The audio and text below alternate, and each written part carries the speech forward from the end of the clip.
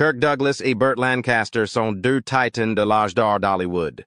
Leur alchimie à l'écran était explosive et ils ont joué dans certains des films les plus célèbres de leur époque. Cependant, les choses n'étaient pas aussi parfaites en coulisses. Vous serez peut-être surpris d'apprendre que Burt Lancaster détestait Kirk Douglas. Cependant, croyez-vous que la rivalité entre les personnes puisse parfois améliorer les performances à l'écran? Ou pensez-vous que le respect mutuel est le facteur le plus important?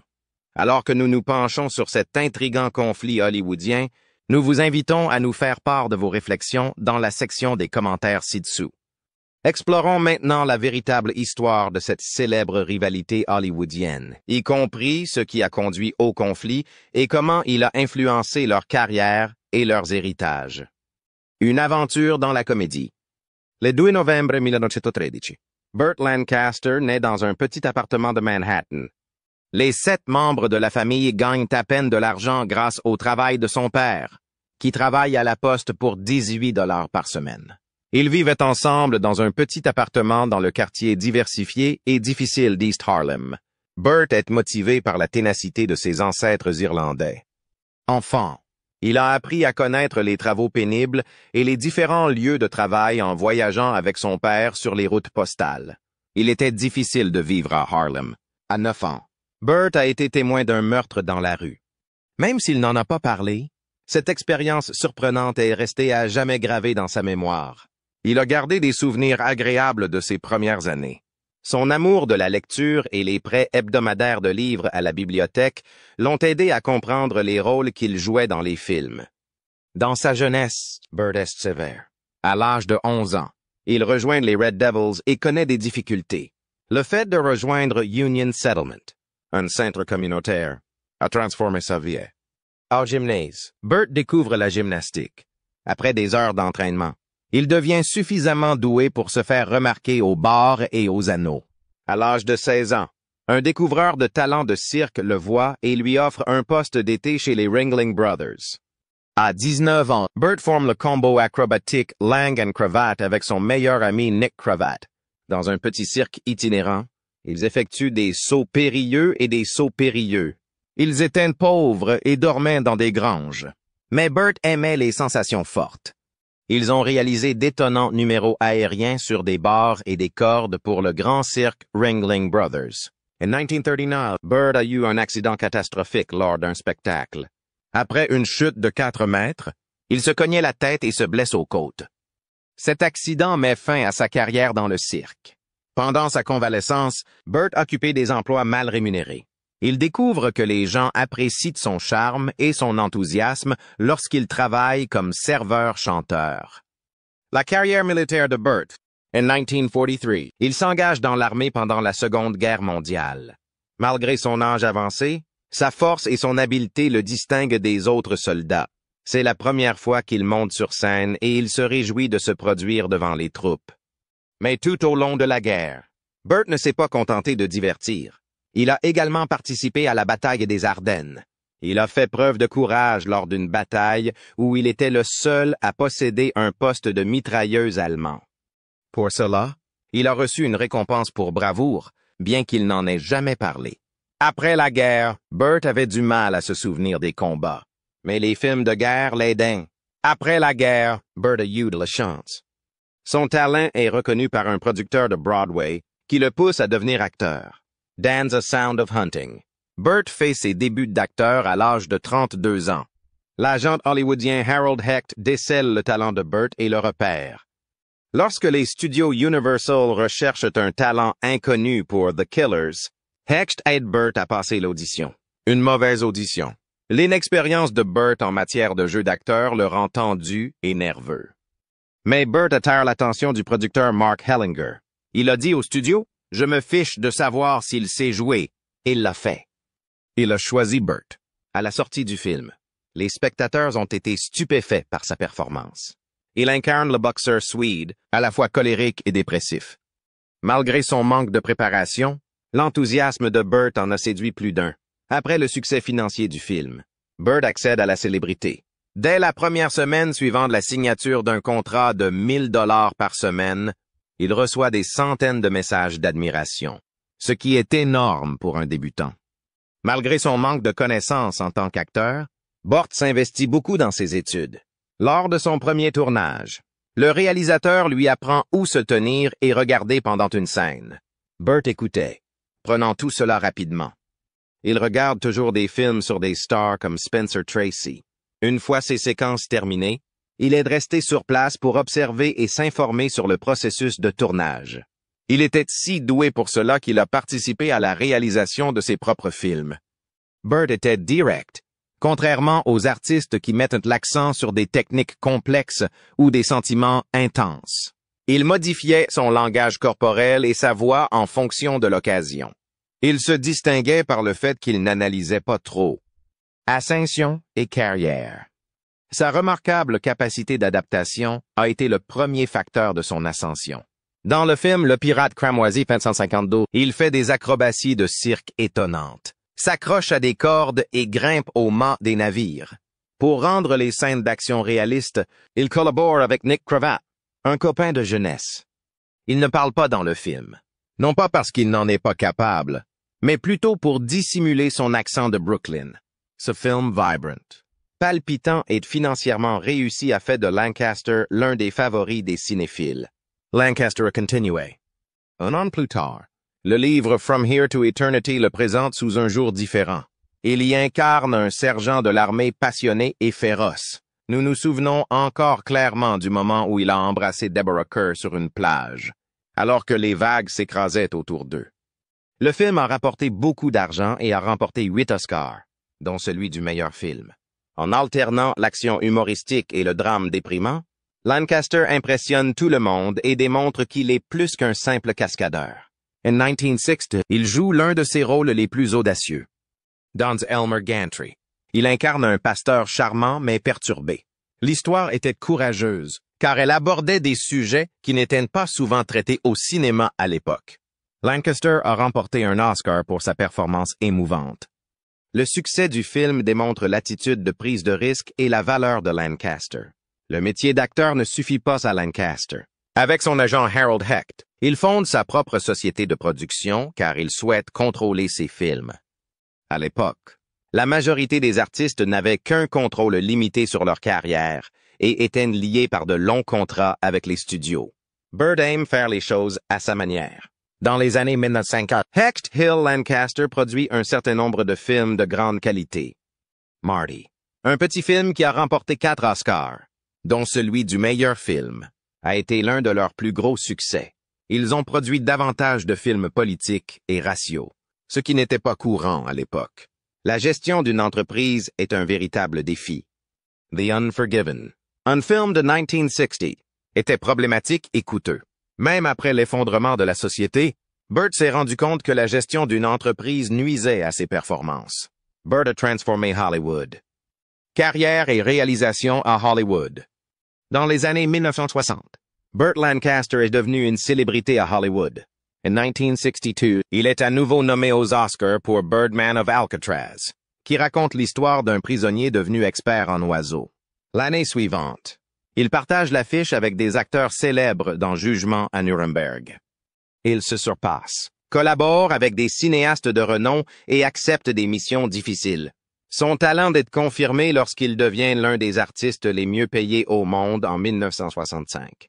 Lancaster était bien plus qu'un simple artiste. Il était vraiment audacieux, courageux et astucieux. Il peut être un prédicateur louche, un soldat ou un pirate.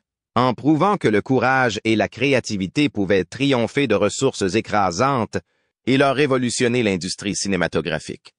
Son expérience illustre les qualités d'une superstar. Le talent, la ténacité et l'assiduité. I Walk Alone, sorti en 1947, présente Burt Lancaster et Kirk Douglas. C'est là que commence une collaboration de plus de 40 ans. Les deux acteurs sont nouveaux à Hollywood. Lancaster, acrobat de cirque, s'est fait connaître avec Les Tueurs en 1946. Il avait un grand sens de l'initiative et du charme. Douglas raconte une autre histoire. Il a étudié l'art dramatique à New York et s'est efforcé de développer sa profession. Au début, Lancaster n'aimait pas leur casting. Bien qu'il craigne que Douglas ne lui vole la vedette, leur jeu est renforcé par la tension. Lancaster incarne Frankie Madison, un prisonnier de 14 ans. Il est passionné mais sévère. Douglas incarne Noel Turner, le rusé propriétaire de boîte de nuit qui a piégé Frankie. Noel était astucieux, sûr de lui et proactif. Leurs scènes étaient captivantes en raison de leur stratégie disparate. Une scène est particulièrement remarquable. Noel est confronté à Frankie au sujet de la trahison. Alors que Lancaster perd son sang-froid, Douglas garde son calme et son intelligence. Pour que la séquence soit parfaite, elle a été filmée 19 fois. C'est un moment fort du cinéma, même s'ils étaient épuisés à la fin. En dehors de l'écran, ils se livrent à une compétition acharnée. Dans toutes les situations, ils tentent de se surpasser l'un l'autre. Lancaster propose des combats audacieux en utilisant ses capacités acrobatiques. Douglas persévère et prend le leadership. Ils étaient épuisés et blessés après 3 jours de tournage. Mais cela a démontré leur gratitude. Les critiques n'ont pas aimé I Walk Alone lors de sa sortie, mais les fans l'ont adoré. L'image illustre la célébrité et la fortune de Lancaster et Douglas. Malgré de mauvaises critiques, I Walk Alone a été un succès pour les spectateurs lors de sa sortie le 31 décembre 1957. Le film est un grand succès et rapporte 2,3 millions de dollars. Plus important encore, il a fait de Lancaster et de Douglas des superstars bankables et a démontré leur potentiel. Ce film leur a permis de devenir l'un des couples les plus populaires à l'écran avec Gunfight at the OK Corral. Burt Lancaster est devenu célèbre dans le rôle de Wyatt Earp. Avec son mètre 90, il était grand et puissant, ce qui le rendait idéal pour incarner un policier intrépide et sérieux. L'acteur qui a incarné Doc Holliday, Kirk Douglas, a collaboré avec Lancaster. Leur collaboration est remarquable. Lancaster était calme et contrôlait la situation, tandis que Douglas était erratique. En fusionnant, la force de chaque scène s'est accrue. La scène où Earp et Holliday font face à une salle pleine de cow-boys est remarquable. Lancaster déclare « Vous avez une condition, vous pouvez rester et jouer. Pas de meurtre, pas de couteau, pas d'armes à feu. » Son ton sombre fait de cette déclaration l'une des plus connues du film. Lancaster s'est même disputé en coulisses au sujet du couvre-chef de Wyatt Earp. Il a revêtu un chapeau à bord plat comme le personnage et a gagné la bataille. Le 17 août 1956, un incident bien connu se produisit en coulisses. Un moment dramatique au saloon fait rire Lancaster et Douglas. Jusqu'à ce que Holliday lui jette un pistolet, Earp n'a que peu de moyens de défense contre les cowboys. Et ceux-ci prennent l'initiative. Les interprètes s'esclaffent devant les fanfaronnades ridicules de leurs personnages. Pour les remettre sur les rails, le réalisateur John Sturges a même filmé chacun d'entre eux séparément. Mais leur plaisir s'est ravivé lorsqu'ils se sont vus hors caméra. Bien que le retard ait coûté 25 000 $ à la société, le récit a été utilisé pour promouvoir le film. Ironiquement, la dernière scène, qui démontre la ténacité de l'acteur, est la plus émouvante du film. Lors d'un événement organisé par des fans le 23 juin 1977, Lancaster choque tout le monde en faisant une nouvelle blague sur la taille de Douglas. Lancaster, qui mesure 6 pieds 2 pouces, se moque de Douglas, qui mesure 5 pieds 7 pouces et qui utilise des chaussures à talons pour paraître plus grand à la télévision. Cette fois, Douglas, qui rit habituellement, rougit et se met à sangloter. Lancaster s'est rapidement excusé, mais Douglas s'est éloigné. Douglas a déclaré par la suite qu'il avait été tourmenté par ses problèmes de taille dissimulés depuis qu'il était un petit garçon. Ils se sont retrouvés à l'émission 7 Days en mai 1964, après une interruption. Preuve de l'impact profond de cette rencontre. Douglas l'a raconté dans ses mémoires. Corral fait des débuts très remarqués le 30 mai 1957. Malgré un budget de 2 millions de dollars, le film a rapporté environ 11 millions de dollars et a rendu Lancaster et Douglas célèbres à Hollywood. La dernière fusillade de 30 minutes, qui a duré 18 petits jours et utilisé plus de 5000 cartouches à blanc pour donner l'impression d'être authentique et sale, a été saluée. Après avoir été salué par la critique, le film a été nominé pour 2 Oscars. Celui du meilleur son et celui du meilleur montage. Meilleur son et meilleur montage. Dans Le Léopard, Burt Lancaster met sa carrière en jeu en incarnant un roi sicilien. L'idée que les Américains peuvent agir est démentie par son interprétation. Pour ressembler à l'ancien monarque, il a pris du poids et s'est teint les cheveux en gris. Il a travaillé dur pour apprendre les répliques phonétiquement et les a prononcées avec conviction, trompant le public italien malgré sa faible maîtrise de la langue. Tout en étudiant la culture sicilienne et en perfectionnant son dialecte avec un tuteur, il passe des mois en Italie. Le film est un triomphe. Il a coûté 5 millions de dollars, soit environ 45 millions de dollars aujourd'hui. Pour une grande scène de bal, ils ont construit un hameau sicilien et fait appel à 5000 figurants. Pendant 6 heures d'affilée, Lancaster réalise des prouesses, notamment en dansant dans la séquence du bal, le film de 205 minutes, qui a été présenté à Cannes comme l'une de ses meilleures performances, a fait taire tous les critiques. In May 1964, Lancaster et Douglas tournent 7 Days, un film sur une conspiration militaire visant à renverser le gouvernement américain. Leur romance apparaît dans leur 6e film. Le Pentagone refuse d'aider le film en raison de son intrigue controversée. Après avoir lu le livre, le président John F. Kennedy a donné de bonnes notes au film. Il autorisa l'équipe à tourner devant la Maison-Blanche. Lancaster incarne un chef sévère, inspiré des chefs militaires. Une scène avec Douglas a duré environ 7 minutes sans aucun montage en raison de la qualité de leur jeu. Un film en noir et blanc de 2,2 millions de dollars a rapporté 3,65 millions de dollars, ce qui en fait un succès. Comme il est sorti peu après la crise des missiles cubains, beaucoup ont adoré sa représentation des dangers de la puissance militaire. Lancaster et Douglas ont été félicités pour ce film, qui a reçu 2 nominations aux Oscars. La réputation de Lancaster en tant qu'acteur a été renforcée par ce rôle, qui a démontré sa volonté d'accepter des rôles difficiles. La carrière du vieux Burt Lancaster a pris un tournant étrange. Dans les années 80, il s'éloigne des grands rôles et accepte des rôles plus étranges et plus difficiles. En 1980, il réalise l'une des premières réformes importantes d'Atlantic City. Il incarne un mafieux âgé, Lou Pascal, qui se sent seul dans une société en pleine mutation. Cette interprétation poignante lui vaut une nomination aux Oscars. Il démontre ainsi qu'il peut apporter quelque chose de nouveau à l'écran plus tard dans sa vie. Après Atlantic City, Burt a continué à surprendre tout le monde par ses actions. Il a interprété Felix Harper, un président de compagnie pétrolière excentrique avec des moments à la fois humoristiques et tragiques. Dans le film Local Hero, Chino 43, dans Scandal Sheet, il incarne un rédacteur en chef de tabloïd dégoûtant.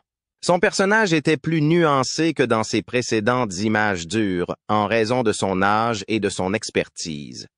Il a joué un responsable de la CIA dans le thriller d'espionnage de la guerre froide Control, une production internationale de 1946. Le film démontre la résilience de Burt à mesure qu'il prend de l'âge, malgré ses piètres résultats au box-office. Dans le film réconfortant de 1947, Rocket Gibraltar, il incarne un grand-père qui fête son anniversaire avec sa famille. Burt a bien réussi à traiter les sujets de l'amour, de la famille et du vieillissement. Ses rôles les plus remarquables sont les 2 derniers. On n'oubliera jamais sa prestation à Atlantic City.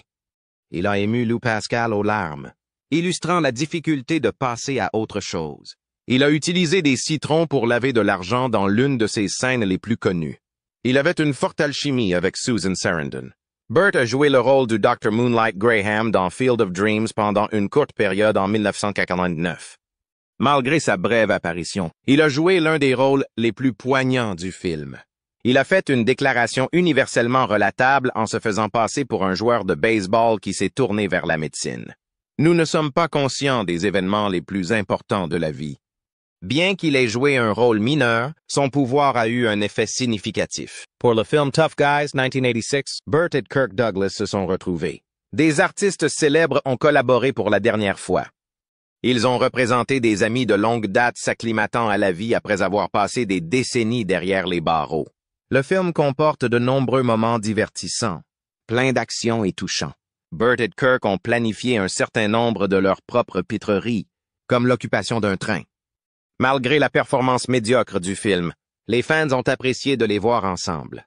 Les dernières années de Burt ont été entravées par ses problèmes de santé. Il subit une importante opération du cœur en 1983, mais reprend néanmoins le travail. Pendant le tournage de Rocket Gibraltar, il est opéré d'urgence de la vésicule biliaire, Malgré les conseils de repos des médecins, il retourne sur le plateau de tournage au bout de 10 jours. Sa persévérance démontre son amour du spectacle. La mini-série Separate but Equal, 1991, est l'une de ses dernières grandes productions. Bien qu'ayant des difficultés à parler à la suite d'un accident vasculaire cérébral survenu pendant la production, Burt a collaboré avec un thérapeute pour achever le travail. Malgré sa démission pour des raisons de santé, Burt n'a jamais perdu sa passion pour sa carrière. Il a toujours relevé les défis pour donner le meilleur de lui-même. Syndicates. La vie hors écran de Burt Lancaster a été tout aussi spectaculaire que ses films. Ses 3 mariages ont donné naissance à 5 enfants. Son premier mariage avec June Ernst a eu lieu en 1935. À l'époque, il débute comme acrobate de cirque. Le couple divorce en 1946, juste avant que Burt ne devienne une star hollywoodienne grâce à son rôle dans Les Tueurs. Il a ensuite épousé Norma Anderson. Ils sont restés ensemble de 1946 à 1969. Pendant cette période, ils ont eu 5 enfants. Bill, James, Hill, Susan et Joanna. Mais leur mariage n'était pas heureux. Lorsque Norma a épousé Burt, elle attendait déjà leur premier enfant. Pour maintenir le statut de Burt en tant que star hollywoodienne, le studio a déclaré que Norma était une jeune veuve de guerre. Ce mensonge a été le premier de leurs problèmes. Burt a eu de nombreuses liaisons extraconjugales pendant qu'il était marié à Norma. Il aurait entretenu des liens étroits avec Deborah Kerr et Marlene Dietrich. Entre autres, pendant le tournage de From Here to Eternity, Norma finit par demander le divorce en 1969, alléguant qu'elle avait été gravement maltraitée.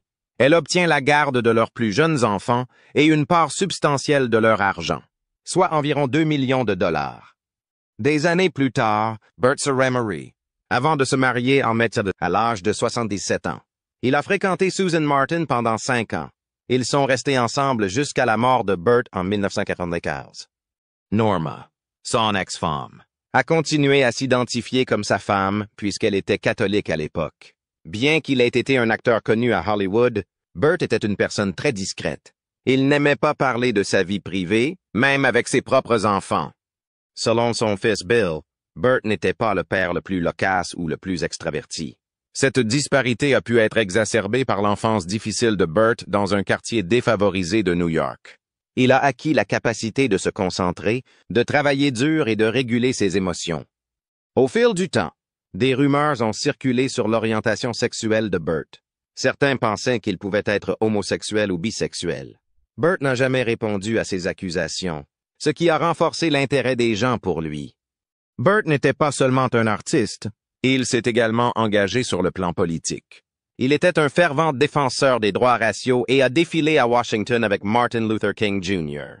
En 1963, il lui apporte un soutien financier et persiste dans sa lutte pour l'égalité. En 1972, Burt a soutenu George McGovern lors de sa réélection à la présidence. En raison de ses actions, il a même été désigné comme l'un des ennemis du président Nixon. Les rôles de Burt ont souvent été influencés par ses opinions politiques. Don's Elmer Gantry. Par exemple, il jouait un prédicateur trompeur qui dénigrait des personnes telles que Billy Graham. Burt Lancaster a changé la perception des acteurs. Il n'était pas seulement un beau jeune homme. Il ajoutait de l'action, de l'émotion et de la profondeur à ses rôles. Il a travaillé pendant plus de 40 ans, de 1946 à 1949. In Outra, il a poussé de nombreux artistes à prendre des risques et à travailler plus dur à cette époque. Le Mort. Les qualités athlétiques de Lancaster ont été influencées par son travail antérieur en tant qu'acrobate dans un cirque. C'est ce qui lui a permis de se distinguer dans les films d'action. Dan's The Crimson Pirate, 1952, il exécute ses propres cascades, ce qui est inhabituel pour les acteurs de l'époque. Des acteurs comme Tom Cruise et Jackie Chan suivront plus tard ses traces. Mais il était plus qu'un simple cascadeur. Dans Sweet Smell of Success, 1957, il incarne un journaliste impitoyable, prouvant ainsi qu'un acteur principal peut être plus qu'un héros. Cette performance a eu un impact sur les acteurs qui sont devenus célèbres par la suite pour leurs personnages complexes, tels que Robert De Niro et Al Pacino. Lancaster est décédé le 20 octobre 1994, à l'âge de 80 ans. Ses dernières années ont été difficiles. En 1990, il a été victime d'une attaque cérébrale qui l'a laissé largement paralysé et incapable de parler. Il a néanmoins continué à faire des efforts pour s'améliorer. En octobre 1994, il a eu une crise cardiaque chez lui à Los Angeles. Il n'a pas pu être sauvé, même en présence de sa femme Susie. Sa mort a bouleversé Hollywood et les fans du monde entier. Son dernier rôle a été celui du fantôme de l'opéra en 1989. Même s'il n'était pas aussi connu que ses premiers rôles, il a montré à quel point il était dévoué au jeu, même dans ses dernières années. Il a mis fin à sa carrière de près de 50 ans après avoir été victime d'une attaque cérébrale qui l'a rendu incapable de jouer. Burt Lancaster et un ami special, Kirk Douglas. Ils se sont rencontrés en 1946 et ont travaillé ensemble sur 7 films. Don't Gunfight at the OK, Corral. En 1957, ils étaient amis, mais aussi concurrents, essayant toujours de se surpasser l'un l'autre. Cela les incitait tous deux à donner le meilleur d'eux-mêmes. Douglas disait en plaisantant qu'ils voulaient tous les deux devenir les plus grandes stars d'Hollywood. En 1981, ils ont même travaillé ensemble sur une production théâtrale pour montrer à quel point ils s'appréciaient l'un l'autre.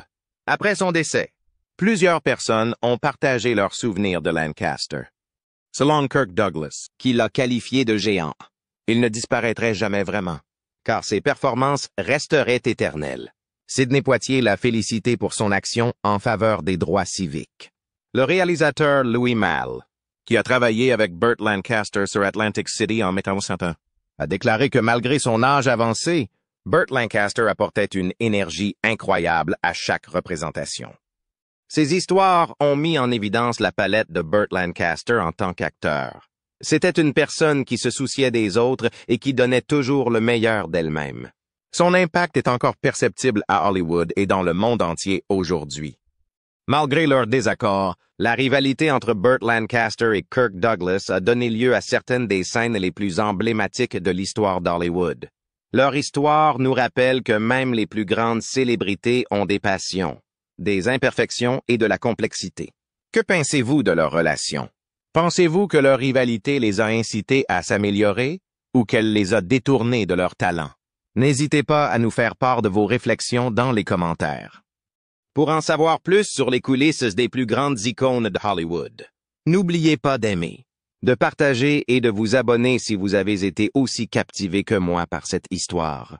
J'apprécie de vous voir et j'espère vous revoir à l'avenir. En attendant, continuez à vous délecter des merveilles du cinéma.